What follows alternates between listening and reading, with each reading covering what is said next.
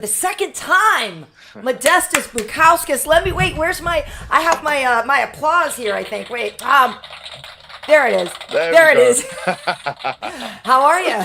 Yes, doing very well, thank you. Thank you Good. again for having me on again. Yeah, it's good to see you. So, you are fighting at UFC 315. You're fighting Ion Cutelaba.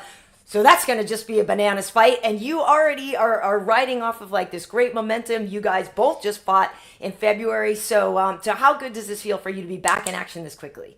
Oh, it's absolutely amazing. I mean, literally after the last fight, you know, my manager was kind of asking me, "Oh, so when do you want to fight next?" And I said, "Oh," he said, "How's does May June sound?" I said, "Yeah, that's like obviously that's perfect." Yeah. And then obviously I saw that Ion was fighting Aslan, and I thought, well, the winner of that would be a good matchup. And I actually called for it like pretty much on the post fight interviews afterwards.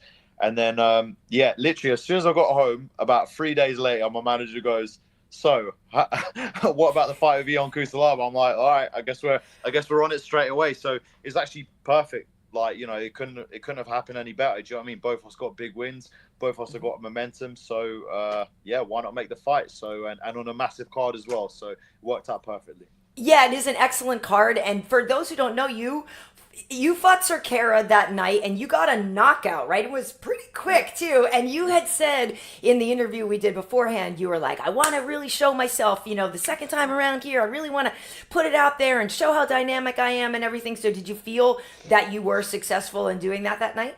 Oh yeah, 100%. Yeah. I definitely came out a lot more aggressive. I knew I had to be fair. He Sakara didn't really like being on the back foot too much, so I knew I had to sort of put it on him. Obviously, he's still very dangerous, so like I expected him to obviously still come out with some big shots, and he caught me with a couple of shots here and there, but ultimately I felt very comfortable in there. I was a lot more nervous before that fight, weirdly enough, but I think that nerves gave me that extra energy, that extra warrior spirit that I needed. So yeah, no, it all worked out well. Looking back, what do you think the extra nerves were? Just how important you had made this fight and what you wanted to Yeah. do? Yeah. Yeah, exactly. I mean, not. I don't even like to call it pressure. Like, do you know what I mean? I Yeah. just said to myself, I know I need to go out there and kind of show myself, and I wanted to go out there and get the finish. So I think actually putting the pressure on myself a little bit more sort of made me a little bit more. I don't know, calculated in my attacks in a way. Like I said, it just made me more sharp in areas. So yeah, like I'm thankful that I did feel that way because it meant that I was able to go out there and do that. Excellent. Well, here's the thing with, and I'm sure you're aware of it. Ion Cutelaba, bit of a beast, and he in the past was known for coming out kind of wild, and he was kill or be killed, and a Ion fight could last all the rounds, or it could last 30 seconds. But in his time in the UFC, he has matured. He is smarter about his fighting style now. He's still incredibly exciting and aggressive, but it's more measured now, right? Yeah. So, what do you make of the approach, especially since you got to scout him out in person that same night that you fought? Yeah. I mean, listen, he's still very explosive. Yeah. He's still very energetic with his attacks and stuff like that. Throws some big overhands, and obviously he mixes everything up really well. He uses his wrestling clearly, as you saw from his last fight. He uses his ground game as well. So yeah, it's just about like how do you control that energy? How do you sort of dim his light in a way? Do you know what I mean? How do you put out the fire? And yeah, that's essentially what I've been working on. So although I know he's coming in a lot more measured, I understand also that he can turn it up at any second. So I've definitely prepared myself for that. And what are you hoping to get out of it? Obviously, you're hoping to get another win. Ewan's a guy that's been around for a long time, has had number next to his name. Are you hoping at this point this is what's going to help break you into the rankings? 100%. Yeah. That's pretty much exactly what the plan is. You know what I mean? I need to go out here. I need to put on an impressive performance. This is amazing that that the UFC have asked me to be on a pay-per-view card. In another country, a place that I haven't been before, in front of a crowd. Absolutely amazing. So yeah, I'll go out and put on an amazing performance. They can't deny me a top 15 matchup. What do you make of your potential for movement in the division, right? Because, obviously there's some changing at the top of it. There's some new talent in there. There's still some old guys hanging around. So what do you make of the potential movement over the course of maybe the next year or so? I mean, look, you. The thing is, in the light heavyweight division, you can progress very quickly. You know, you have one impressive win here, you could jump up another couple of spots, another couple of spots here and there, and then making the right call outs at the right time and stuff like this. You know, it's all part of the game. But to me, it's just sort whatever makes sense at the time. That's the route that I'll go down. Do you know what I mean? And so I have my path laid out in my head. But ultimately, I have to go out and do the job on Saturday for everything to come into fruition. So, but yeah, it's amazing that, like I say, things can happen very quickly. So all you got to do is go and do the job, and then next thing you know, things can turn around very quickly. Well, and to your point there about a fast turnaround in terms of getting booked for something again. Now you're on a pay-per-view. Now it's somewhere you haven't been. And maybe this is something that you recognize because you do have some perspective of having been in the UFC before, right? And so now you're like, wait a minute, you're picking up little signs and symbols of like, wait a minute, this is good. Is that what's happening, that you're starting to see that this time around it's going better? Oh, yeah. Yeah, definitely. I'm definitely not coming off of loss now. You know what I mean? Now it's more turn the other direction. So, yeah, I mean, I just feel like I've probably just matured, you know what I mean? Like, and some people mature at different times, and unfortunately for me, it had to happen a little bit later. Do you know what I mean? I was still pretty much a boy, like in terms of like me and my fighting and my skill set and my mindset and stuff like this. So the overall growth that I've had is just leading on to this run, and like I say, long may it continue. So I have to ask you, last time you did do some work with Tom Aspinall. Is that something that you did again for this camp? Yeah, 100%. Tom's my boy. Like I said, it's amazing training with him and his team. We've got like a really good group of like massive guys. Like I mentioned it to you before, just like the land of the giants. You know what I mean? Right. It's like Jack and the Beanstalk, and I'm Jack. Do you know what I mean? So but if you're the little guy, Modestas, like that to me is crazy.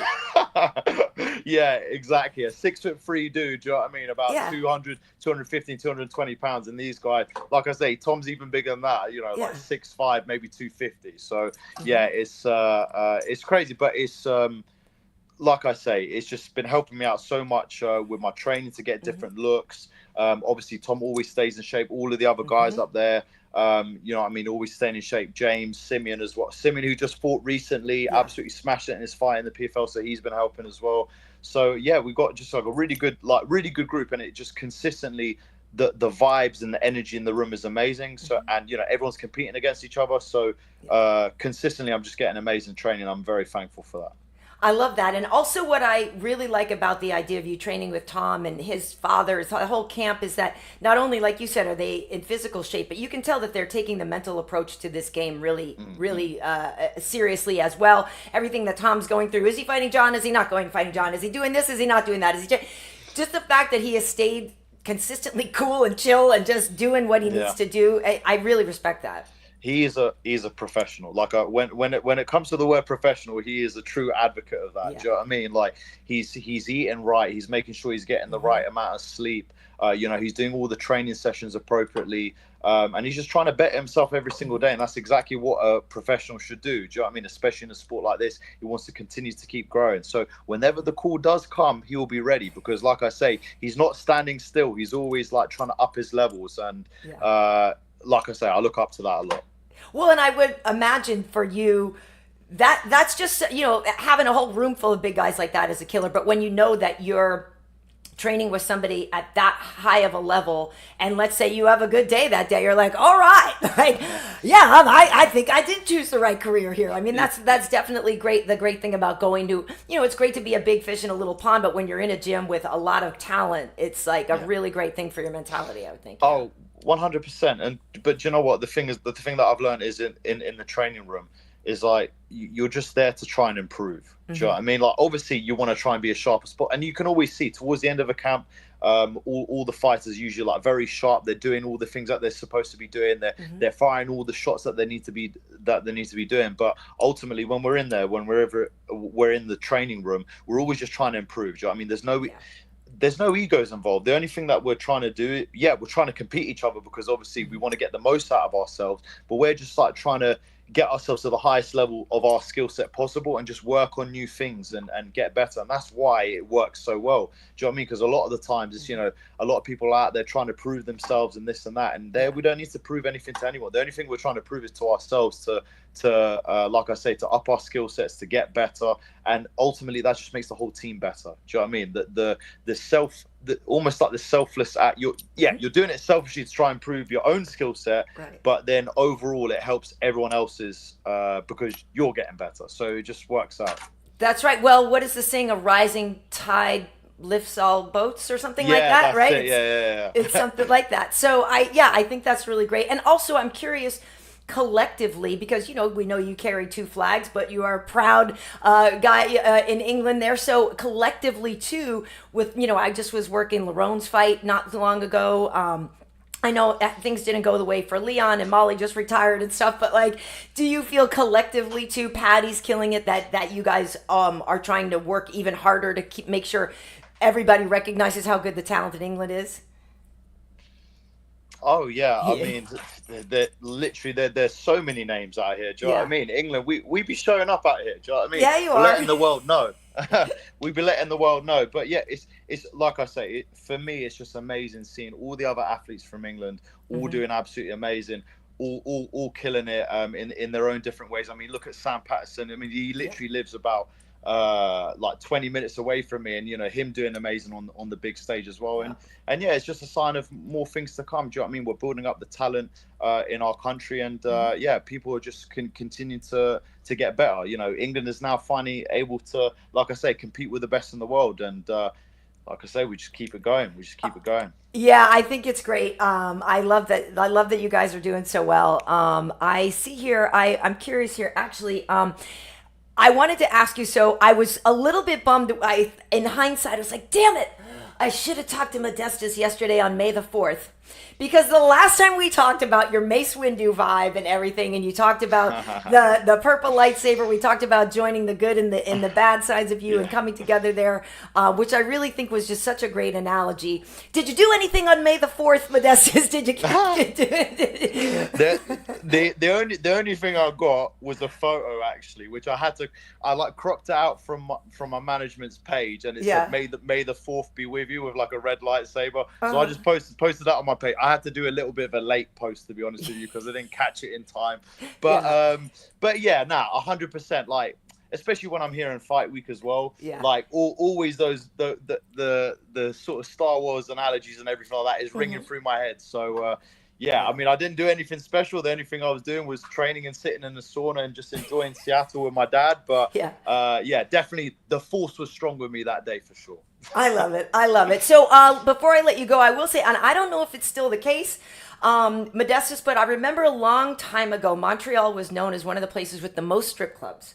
Because it's cold. I guess haven't been to any yet. Okay, that's what I was gonna say. I don't know if your dad's coming again. I don't know if your dad and your mom are still there. I don't know. But I'm just saying, for your crew and everything, and if people know this to still be true or not. But yeah, famously, apparently, it used to have the most strip clubs or something like that. So be careful in Montreal. It looks like the after party is going to be lit. That's what I'm saying.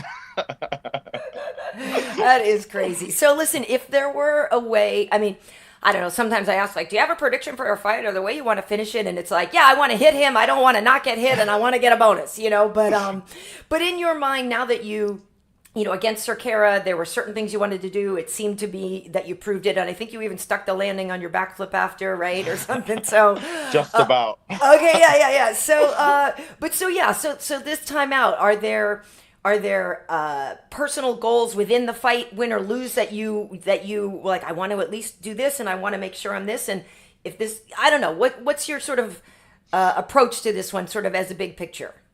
The goal is just to let out more of myself, like I say, to show out all my skill sets, just to be confident, do you know what I mean, and just go out there, have fun and bring the energy. Yeah. For me, obviously the goal is to go out there and finish him. Me and Ion are both very explosive fighters. We're both very aggressive and we're both looking for it. So that's exactly what I'm going in there to go and do. I'm going in there to finish. I'm not going in there, like I say, just to try and get a points decision. So, if anything, I just know for the fans, this is going to be a hell of a barn burner of a fight, and that everyone will be literally on the edge of their seats. And I'm looking forward to go out there and just letting it all unfold. You got to embrace the madness, embrace the chaos, and that's what I'm looking to go and do. Excellent. I think it's going to be a great fight as well. And, light heavyweight, there's room for movement and there's room for exciting guys, as we know, the champ has been criticized before for his style. A guy like Alex was more explosive and things. That's where the fans, are going crazy. And I'm not critiquing on Goliath because I'm not the one in there fighting him. But yes, if you can bring a more exciting style, you know what I mean, and finishing people and stuff like that, you could move up pretty quickly, I would think. So 100%. And like I say, I've just got it all visualized in my head, and now I just got to put it out into the world. Do you know what I mean? Put it out into the into reality, and I'm looking forward to it. Like I say, you can't not be excited when all these things are going on, and the way I picture it in my head, I'm just ready to go out there and do my thing. Like I said, and another amazing city in front of a big crowd. I'm ready to go out there and do my thing. Awesome. Well, your after party might involve mine would just be poutine. If I was in Canada, and I'll leave it at that. I don't know what yours might involve, but mine would be poutine. And anyway, thank you for kicking back with me. It's been nice getting to know you, and now for the second time chatting. And I just think that, if you can just keep it up, the future's bright. Second round in the UFC is definitely the one that's working for you. So I'm happy for you. Thank you so much, Karyn. And like I say, it's always an absolute pleasure talking to you. And thank you for bringing me good vibes and good energy also. I appreciate you. Awesome. Yeah, all right, cool. Well, I will, unfortunately, I'm not working that fight, but I will certainly be watching. So best of luck to you, and thanks for kicking back. Get ready for a show, Karyn. Get ready for a show. Oh, I'm ready. Thank you so much. I'll see you soon. Nice one. Have a lovely evening. Thanks, you too. Bye. All right, folks. So, there's Modestas. So, I have actually spoken with him before. If you missed it before, you can go back and check out the one from before the fight with Rafael Cirqueira, the one before the Seattle card. And we really go more into the purple lightsaber stuff, the Mace Windu stuff. So if you're kind of like, what were they talking about? You should go back and watch that one. It's really, we get into it a lot. So, and as actually today is Cinco de Mayo and Pie Day, I guess. But anyway, thank you guys for kicking back with me. And there's a whole bunch of these on the playlist. And there's a bunch more. I got some more people lined up in the next coming weeks. So thanks for checking it out. And I will see you later.